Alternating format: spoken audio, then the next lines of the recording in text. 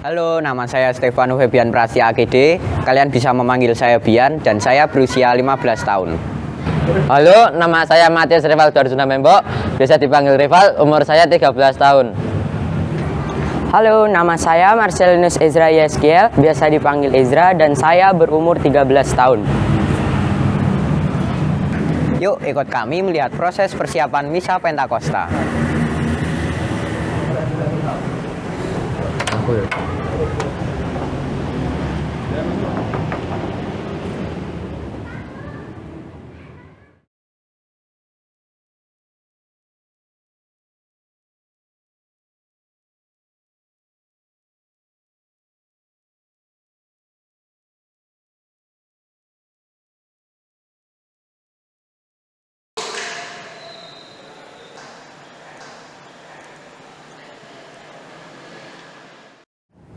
Sebelum kita mempersiapkan Misa Pentakosta, kita harus tahu dulu apa sih itu Pentakosta? Pentakosta berasal dari bahasa Yunani Pentekoste yang memiliki arti ke-50. Hal merujuk kepada 50 hari setelah kebangkitan Yesus Kristus dari kematian.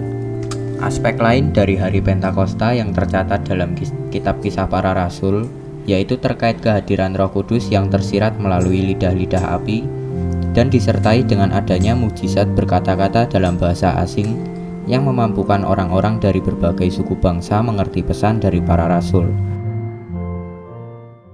Jika dilihat dari tata cara liturgis, Misa Hari Raya Pentakosta tidak jauh berbeda dengan misa-misa pada umumnya. Salah satu hal yang membedakan ialah adanya sekuensia atau madah Pentakosta.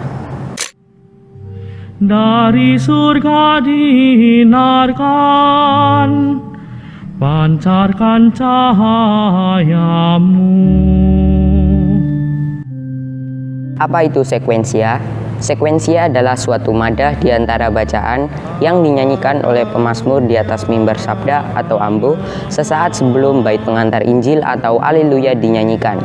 Sekuensia yang ada pada Misa Hari Raya Pentakosta adalah Veni Sancte Spiritus, atau jika diterjemahkan menjadi Datanglah ya Roh Kudus, yang terdapat di Puji Syukur nomor 569. Jiwaku, penyajukku yang lembut.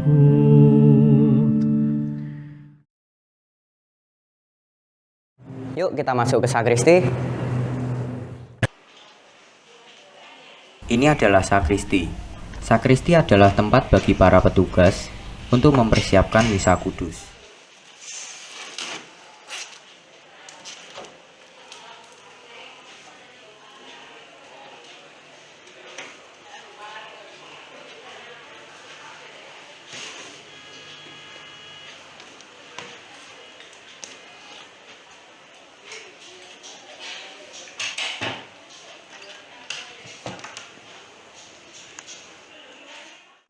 Dalam misa, terdapat banyak buku yang akan digunakan.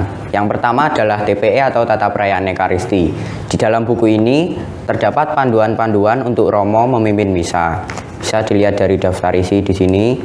Ada ritus pembuka, liturgi sabda, liturgi Ekaristi, hingga ritus penutup. Selanjutnya adalah buku bacaan misa. Di sini terdapat dua buku bacaan misa yang akan digunakan pada saat misa. Yang pertama adalah lektionarium atau buku bacaan. Di sini terdapat bacaan-bacaan yang akan digunakan pada saat misa. Nah, karena sekarang hari raya Pentakosta, kita bisa memilih di daftar isi ini halaman 626. Coba kita buka.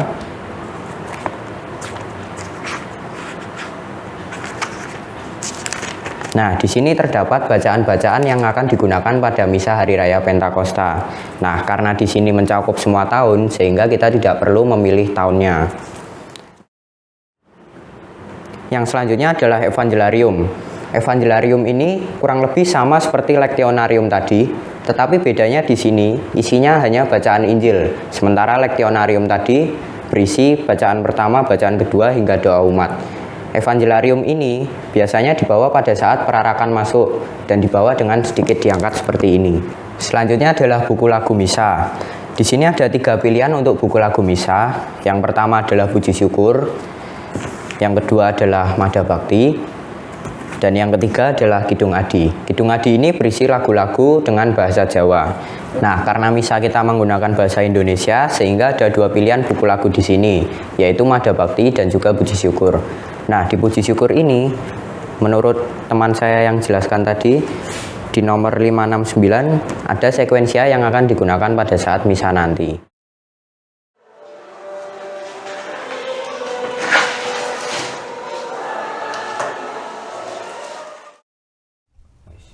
Stola dan Kasula merupakan pakaian liturgi yang dipakai imam dalam perayaan Ekaristi. Stola digunakan sebagai lambang imamat. Dalam perayaan Ekaristi ini, warna liturgi yang digunakan adalah merah. Warna merah dalam liturgi ini memiliki berbagai makna yang bisa dikhususkan dalam perayaan-perayaan tertentu. Warna merah dapat melambangkan api Roh Kudus atau api kasih seperti dalam misa hari raya Pentakosta.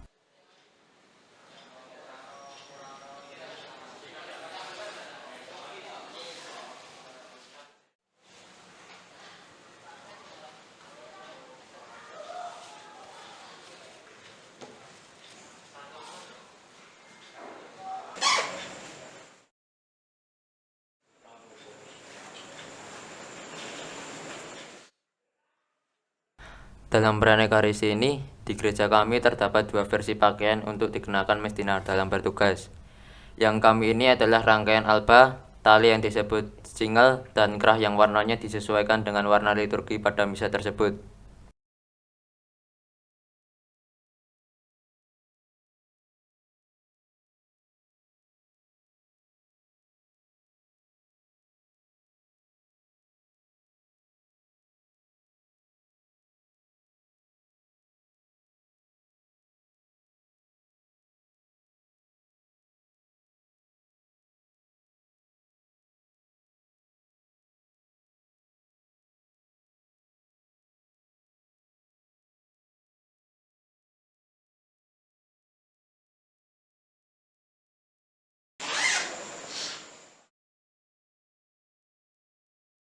Sedangkan yang satu ini merupakan pakaian yang terdiri dari alba dan superbly.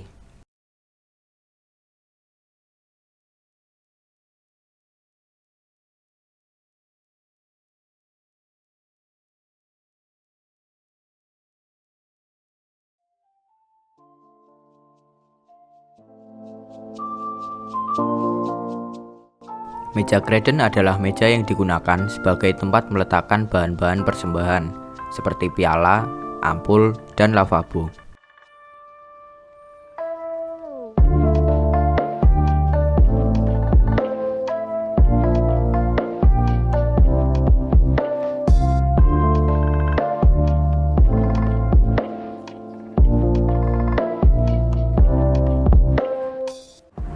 Piala atau dalam bahasa Latin kalix adalah alat berbentuk cawan yang digunakan untuk mencampurkan air dan anggur. Piala digunakan oleh Romo saat konsekrasi. Mari mengenal susunan piala. Bagian yang pertama, ini nampan. Nampan berfungsi sebagai wadah untuk membawa piala.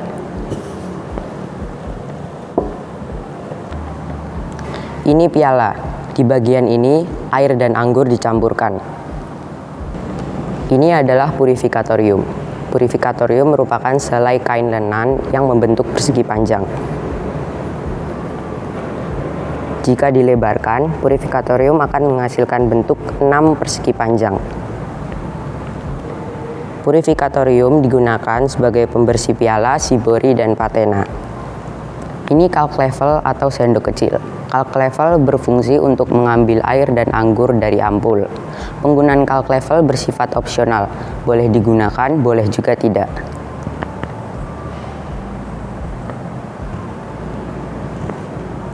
Ini patena. Patena berasal dari bahasa Latin yang artinya piring.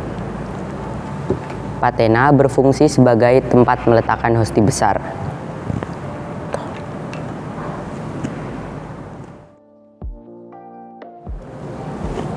Ini pala.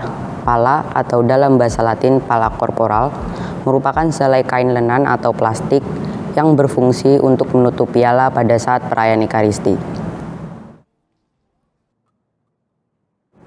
Ini korporal atau dalam bahasa Latin corporalis. merupakan kain lipat 3 yang berbentuk persegi dengan gambar salib kecil di tengahnya. Korporal berfungsi sebagai alas bejana-bejana suci, seperti piala dan sibori.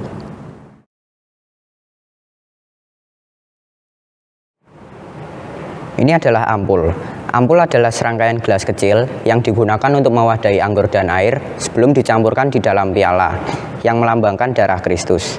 Dalam rangkaian ampul terdapat 3 bagian. Yang pertama adalah nampan ini.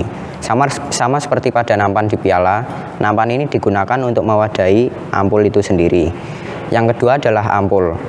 Ampul di sini ada 2, yang satu untuk mewadahi anggur dan yang satu untuk mewadahi air. Selanjutnya adalah purifikatorium, sama seperti piala. Purifikatorium ini terdiri dari 6 lipatan persegi panjang dan diletakkan di atas ampul itu sendiri. Selanjutnya adalah lavabo. Lavabo atau dalam bahasa Latin lavare adalah wadah yang digunakan untuk membasuh tangan romo sesaat setelah persembahan. Satu set lavabo terdiri dari 2 bagian, yaitu lavabo itu sendiri dan juga purifikatorium.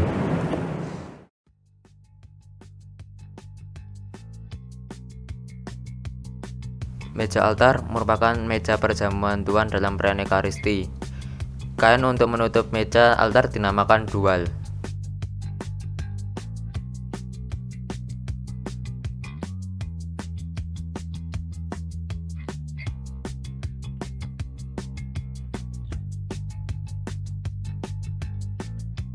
Kandelar atau dalam bahasa Latin candelar merupakan tempat lilin yang digunakan di dalam gereja dengan cara menancapkan lilin tersebut pada bagian yang runcing yang terdapat pada kandelar. Pada altar atau dekatnya dipasang sekurang-kurangnya 2 lilin bernyala, tetapi boleh juga 4, bahkan 6, khususnya pada hari Minggu dan hari raya wajib. Bila uskup diosesan memimpin misa di keuskupannya, dipasang 6 lilin.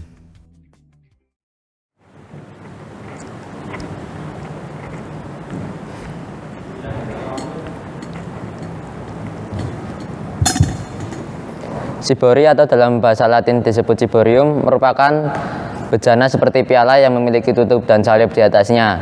Cibori digunakan untuk tempat hosti yang sudah dikonsekrasi maupun belum. Ini adalah sedelia. Sedelia merupakan tempat duduk para petugas di atas altar. Gong dan kerincing dibunyikan saat bagian konsekrasi dalam perayaan Ekaristi. Wiruk atau turibulum merupakan tempat untuk meletakkan bara api yang memiliki 3 rantai sebagai penyangga dan 1 rantai untuk membuka tutupnya. Wiruk dibawa dengan cara diayunkan. Sedangkan navikula merupakan wadah dupa atau ratus berupa serbuk kayu yang nantinya dituangkan sedikit demi sedikit untuk memicu asap dari bara api yang menyala di dalam wiruk. Lentera dan salib digunakan dalam perarakan perayaan Ekaristi dalam hari-hari besar, seperti pada Misa Pentakosta ini.